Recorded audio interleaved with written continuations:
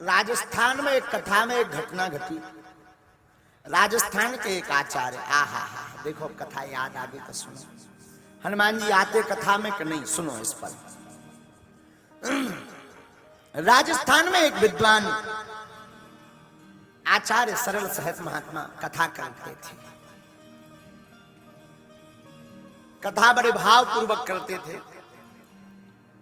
उनकी एक आदत थी कि जब भी कथा शुरू होती थी तो वो प्रार्थना करते थे। एक चौकी लगा लेते थे, उस चौकी पर कहते, आइए ब्राजिए वीर बजरंग बली, आओ ब्राजो श्री हनुमान जी महाराज। वो निवेदन करते थे। रहा होगा इंदौर का चंगीलाल। इंदौर के एक उतरकी व्यक्ति ने कहा, खड़ा हो गया बीच पंडाल में, बोले महाराज माफ करना, कथा बाद में सुनाना, बहुत दिन से हम देख रहे तुम्हें। क्या महाराज, हम जब से देख रहे तो आप रोज कहते चौकी की तरफ इशारा करके कि आइए ब्राजिए हनुमान जी महाराज। क्या हनुमान जी आते? क्या सब झूठ है, बेफिजूली का नाटक। हनुमान जी के नाम का पैसा कमा रहे, हनुमान जी के नाम का ढोंग रचा रहे। हनुमान जी आते भी है कि नहीं? आते हैं तो दिखते क्यों नहीं? चौकी हलती नहीं, कपड़ा हलता नहीं, ज्यों का त्यों सब लगे तो कि हनुमान जी आए।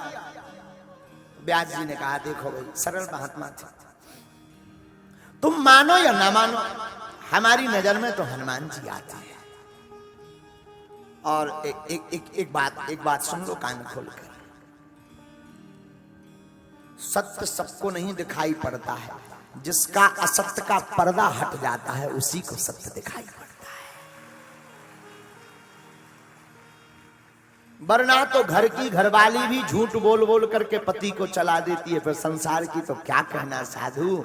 सत्य सबको पता नहीं लगता, सत्य तो उसे ही पता लगता है जिसका असत्य से पर्दा हट जाता है। तो व्यास जी ने कहा, हमें तो नजर आते हैं, लेकिन कुतर्की व्यक्ति ने, तार्किक व्यक्ति ने कहा कि अगर नजर आते हैं तो कोई प्रमाण बताओ, सबूत बताओ।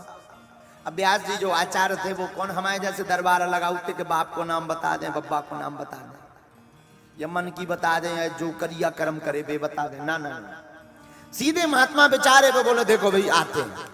तो कुतर्की व्यक्ति ने कहा कि हम इसका कल प्रमाण लेंगे। क्या प्रमाण लेंगे? बोले चौकी पर जब आप हनुमान जी विराजमान करवाओगे तो हम उठा के देखेंगे कि हनुमान जी आए कि नहीं। अब लो, ये भी कोई प्रमाण है?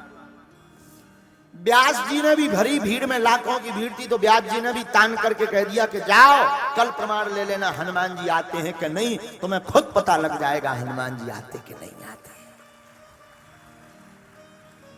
शाम हो गई, संध्या काल हुई, दिन जैसे तैसे बीता। अब रात को व्यास जी को आचार्य मदन मोहन मिश्र, उनका नाम था आचार्य मदन मोहन मिश्र, मदन मोहन मिश्र जी को रात भर नींद नहीं आई। रात भर राम राम का जप करते रहे, आंखों में आंसू आते रहे कि अगर कल वो चौकी अगर उठ गई उससे और कहीं कल हम हार गए तो राम जी आपकी नाक कट जाएगी, और हे बजरंग बली आपकी नाक कट जाएगी। तो बार बार रो गए, राखो लाज हमारी आज, राखो लाज हमारी,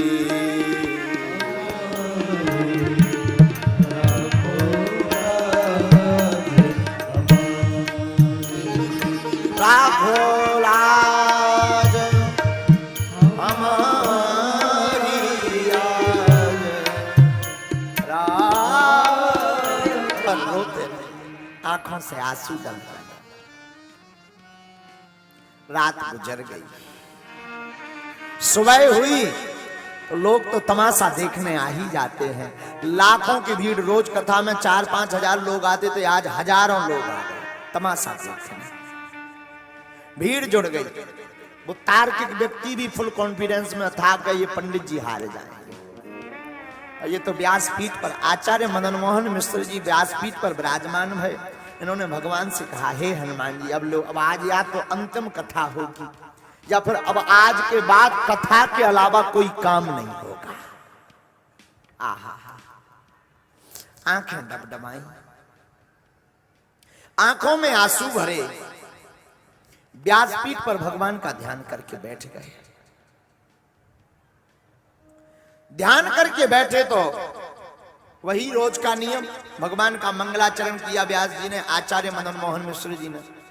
और मंगलाचरण करने के बाद चौकी की तरफ देखा और आज आंखें भर गई, आज नेत्र सजल हो गए, होंठ आज कपकपा रहे, गले से आज मंत्र नहीं निकल रहा, आवाज नहीं निकल रही, बार बार अवरुद्धता आ रही।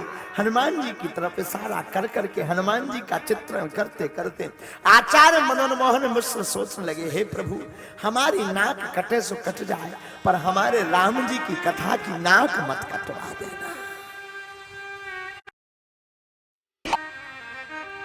सारा संसार आज में झूठा लगने लगा।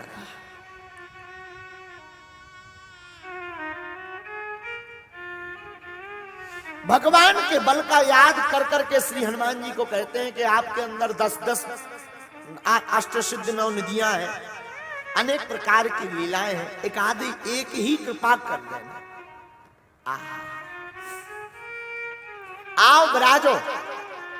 और वही जो रोज का उनका आचार्य मदन मोहन मिश्र का नियम था, आइए विराजिए पवन सुत, आइए विराजिए वीर हनुमान जी, आओ विराजो श्री हनुमान जी महाराज, कथा को श्रवण करो। तब तक तार्किक व्यक्ति ने कहा, महाराज हनुमान जी आ गए हो तो बताओ। हनुमान जी आ गए? आचार्य मदन मोहन मिश्र ने इशारा करके कहा, आ गए। तो तार्किक हंसता हुआ खिलखिलाता हुआ रावण की भांति अभिमान में भर के बोला, हमें तो कौन नहीं दिख रहा, पूंछ दिख रही क्या किसी को? काय भैया, क्यों भाई साहब पूंछ दिख रही क्या? लोग ठहाका लगा के हंसने लगे। आचार्य मदन मोहन मिश्र की आंखों में आंसू आ गए। प्रभु आपके बल को नहीं जानत को, आप महाबली भारी है। आपके बल को नहीं जानत को, आप महाबली भारी है। त्रेता में राम के सहाय भये, द्वापर में कृष्ण सहाई है। आज हमारी लाज बचाओ, आज हमारी लाज बचाओ, मन में पीड़ा अब भारी है। आन विराजो इस चौकी पर, हंसबे का दे दो अब गारी है। आके विराजो, और जो हंस रहे उनको अब गाली जैसी तमाचा मारा हनुमान जी। चौकी की तरफ देख करके आचार्य मदन मोहन मिश्र ने कहा कि श्री अनंत बलवंत हनुमंत लाल जी आ गए, आइए आइए। वो वकील थे, वकील साहब। तो वकील साहब जैसे चौकी के नजदीक आए तो मिश्र जी ने कहा, रुको, मान लो हनुमान जी इस पर आ गए, इसका आभास हो जाए तो तुम क्या करोगे? वकील साहब ने कहा कि हम आज से ही वकालत छोड़ करके तुम्हारे और हनुमान जी के चेला बन जाए। आहा, ठीक है, सत्य घटना बता रहे हैं आपको हम, 40-50 साल पहले की बात। आहा, वकील साहब ने चौकी की तरफ देखा और चौकी की तरफ निहार करके मन में विचार किया कि इस पर तो कोई है नहीं है, यूं ही उठ जाएगी, छोटी सी चौकी, इतनी चौकी रही होगी। और चौकी की तरफ देख करके वकील साहब ने चौकी ली और जो ही उठाना चाहा तो धन्य वीर बजरंग बली अनंत बलवंत हनुमंत लाल जी, उन्होंने अपनी पूंछ उस पर जमा दी। वकील साहब की वकालत निकल गई, पसीना निकल गया, पर चौकी ना हिल पाई। आहा, मदन मोहन मिश्र जी की आंखों से आंसू छलक गए। आ गए नाथ बल भारी, आ गया नाथ बल भारी, बल भारी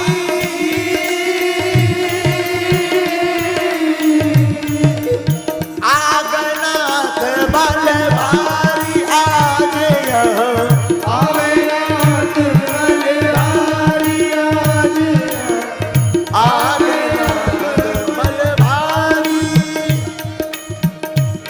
महाराज आ गए। जय जयकार लगाने लगे मिश्र जी, हनुमान जी महाराज की।